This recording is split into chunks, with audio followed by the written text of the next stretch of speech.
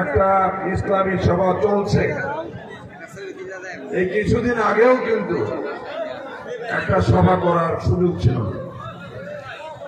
আমরা দেখেছি একটা সভা করার আগে ইউনো সাহেব, ওসি সাহেব, ডিসি সাহেব এবং সরকারি দলের হুমরা জুমরাদের কাছ থেকে বারবার যেতে হয়েছে।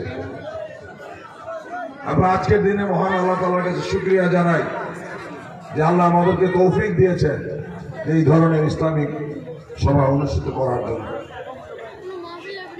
আমরা দেখেছি বিগত দিনে হুজুর যখন বক্তব্য দিচ্ছিলেন তখন মঞ্চের সামনে থেকে সরকারি দলের নেতারা লাফ দিয়ে মঞ্চে উঠে গিয়েছে, কথা বলা কিন্তু আমরা আমাদের ওলামায়ে কেরামগণের যে মানসিক